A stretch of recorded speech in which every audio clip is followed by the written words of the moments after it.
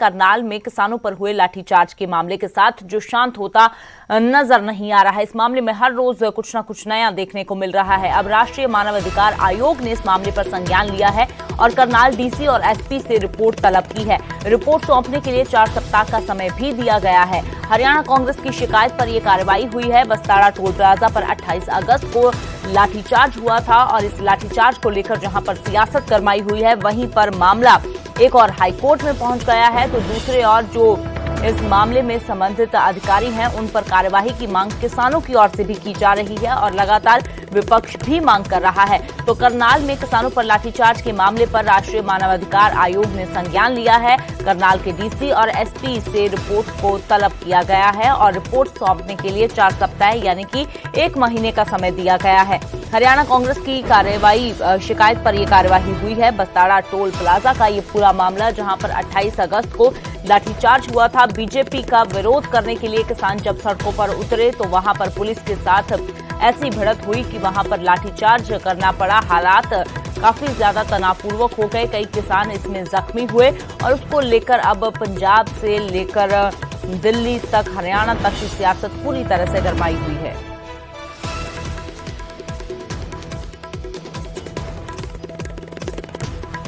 तो किसानों पर लाठीचार्ज के विरोध में जो कांग्रेस है वो लगातार बीजेपी के खिलाफ कार्यवाही की मांग कर रही है और कांग्रेस की मांग का ही ये नतीजा है कि राष्ट्रीय मानवाधिकार आयोग ने संज्ञान लिया है और करनाल डीसी और एसपी से रिपोर्ट इस मामले में तलब की है। वहीं दूसरी ओर मामला हाईकोर्ट भी पहुंच चुका है। कुछ लोगों की ओर से याचिका दायर की गई है और हाईकोर्ट में मामला पहुंच गया है। अब हाईकोर्ट में कब सुनवाई होती है, इस मामले पर क्या कुछ सामने आता है, वो भी देखना काफी अहम होगा। लेकिन फिलहाल करनाल के डीसी और एसपी से रिपोर्ट तलब की गई है।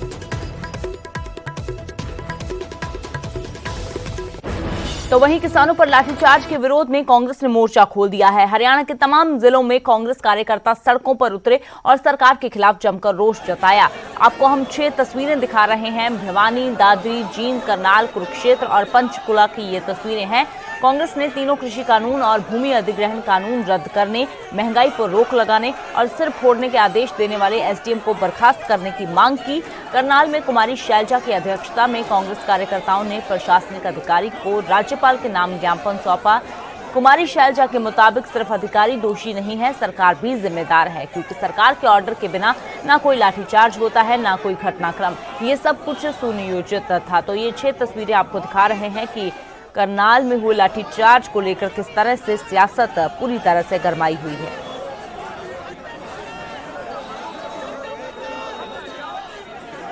और अब बात करते हैं ऑस्ट्रेलिया की जेल में बंद भारतीय छात्र विशाल जूट की, जिसको 15 अक्टूबर को रिहा करने का आदेश ऑस्ट्रेलिया की एक अदालत ने दिया है। रिपोर्ट के मुताबिक एनएसडब्ल्यू विभाग के लोक अभियोजकों ने जूट पर लगाए 8 नस्लीय आरोपों को हटा दिया है। इस मामले में ऑफ इंडिया ने जूट के वकील से उसकी रिहाई की पुष्टि की है। विशाल को कथित तौर पर 16 सितंबर 2020 और 14 फरवरी 2021 के बीच हुए झगड़ों के 3 मामूली आरोपों के लिए दोषी ठहराया गया। अंतिम सुनवाई में अदालत में विशाल के वकील ने जूट को खालिस्तानियों की ओर से उकसाए जाने का वीडियो भी पेश किया। इसी वीडियो के कारण ये विवाद हुआ था। जिन आरोपों के लिए जूट को दोषी ठहराया गया है, उसके लिए उसकी गिरफ्तारी के दिन 16 अप्रैल 2021 से 6 महीने की जेल की सजा सुनाई गई। इस तरह अब जूट की सजा 15 अक्टूबर 2021 को समाप्त होने जा रही है। तो अब जेल में बंद भारतीय छात्र विशाल जूट 15 अक्टूबर को रिहा होगा। और अब बात करते हैं सुप्रीम कोर्ट की। सुप्रीम कोर्ट ने वेब पोर्टल, यूट्यूब चैनल और सोशल मीडिया में चलने वाली फर्जी खबरों पर चिंता जताई है। एक मामले की सुनवाई के दौरान गुरुवार को कोर्ट ने कहा कि इस तरह की मीडिया पर कोई नियंत्रण नहीं है। बिना जिम्मेदारी के बदनाम करने वाली खबरें यहां पर चलाई जा रही हैं।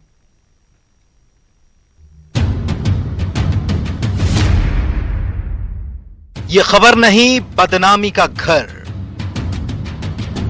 नियंत्रण नहीं सोशल मीडिया पर। घर घर पहुंच रही झूठी खबर।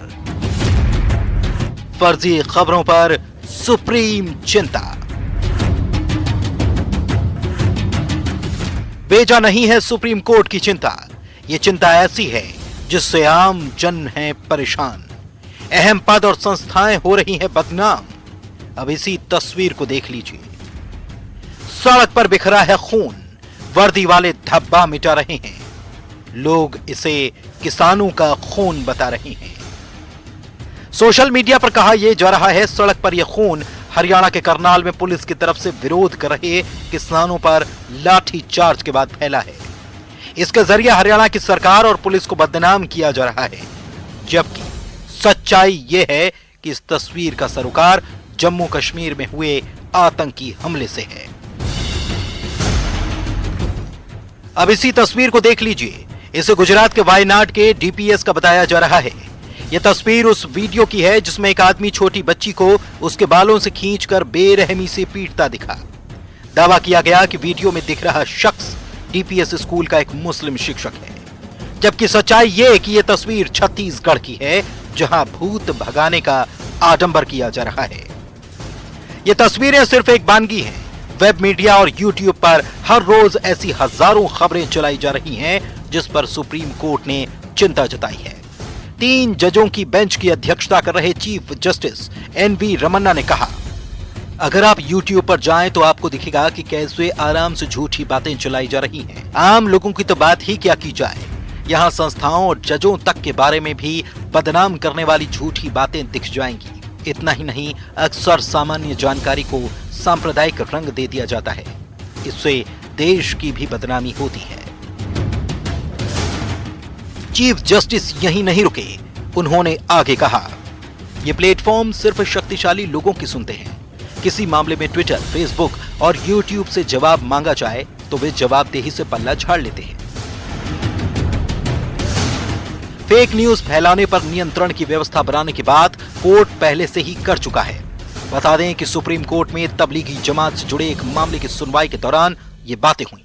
इस मामले पर अगली सुनवाई 6 हफ्ते बाद होगी।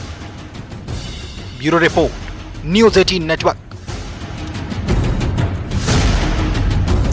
और अब बात करते हैं सरकार की स्वास्थ्य सेवाओं की, जिसको लेकर बेहतर दावे जरूर किए जाते हैं, लेकिन डॉक्टर्स की लापरवाही का खामियाजा मरीजों को भुगतना पड़ता है। बल्लभगढ़ में अस्पताल में अंधेर गर्दी का आलम देखिए कि गर्भवती महिला ने ऑटो में ही बच्चे को जन्म दिया। बल्लभगढ़ एम्स अस्पताल की शाखा का ये पूरा मामला है, जहां डॉक्टर्स और स्टाफ की बड़ी लापरवाही सामने आई है।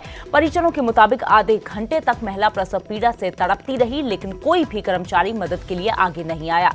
सवाल ये है कि ये कैसी स्वास्थ्य सेवा है? क्या लापरवाह डॉक्टर्स और स्टाफ पर कार्यवाही होगी?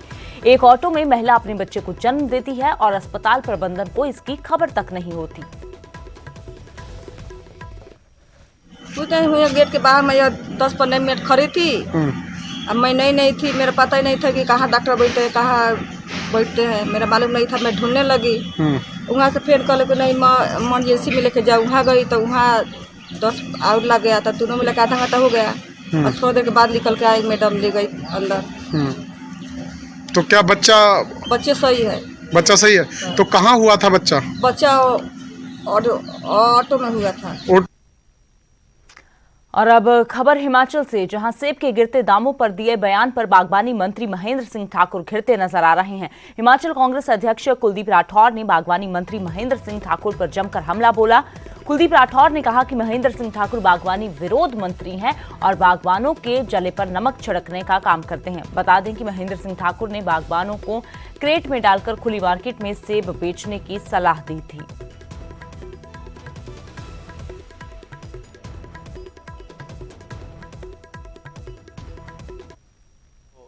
कितने वर्षों से बागवानी मंत्री है, क्या उन्होंने बागवानों की सुध ली? अब जब बर्फबारी हुई, ओलावृष्टि हुई, कभी वो बागवानों से मिलने गए, किसानों से मिलने गए, उनका क्या योगदान रहा है? मैं तो हमेशा कहते आया हूँ कि वो बागवानी विरोधी हैं। और अभी जब जो हमारा सेब बहुल क्षेत्र है, वहाँ बहुत जो है मातम का वातावरण है, क्योंकि जिस ढंग से दामों में गिरावट आई है, बागवान जो है गाड़ी में डालो और खुले में मार्केट में बेचो। उससे क्या है कि जो पेटी का आपका खर्चा है वो खत्म हो जाएगा, ट्रे का खर्चा खत्म हो जाएगा, आपका ग्रेडिंग का खर्चा खत्म हो जाएगा, आपका पैकिंग का खर्चा खत्म हो जाएगा। 4 खर्चे कम हो जाएंगे। जो सेब है वो एज इट इज सेब से लेके ये जो यहाँ सेब खरीदते भी हैं, बतानी खरीदते भी हैं, ये भी आगे जाकर के फिर उन पेटियों को दोबारा से खोलते हैं, दोबारा से उनको पैक करते हैं। तो जो हमारा ओवर एक ऐसा सेब जो है जो 25 से 28 किलो चले जाता है 18 से 20 वाली पेटी में, वो भी उसका फायदा भी हमारे बागवानी में। और अब खबर कांगड़ा के नूरपुर से, जहां के मलकाल इलाके में 2 गुटों में खून संघर्ष हो गया। जमकर लाठी डंडे बरसाए गए। एक गुट के लोग परिवार के लोगों पर कहर बनकर टूटे। क्या महिलाएं, क्या बुजुर्ग, जो सामने आया उस पर लाठी डंडों से हमला बोल दिया। और यहाँ भी इस जानलेवा हमले की वजह जमीनी विवाद ही बताई जा रही है, जिसको लेकर एक दूसरे की जान के दुश्मन बन गए ये लोग। देखो देखो कैसे मार रहे हैं ये सारे। बस कर, बस छुड़ाओ छुड़ाओ लगी।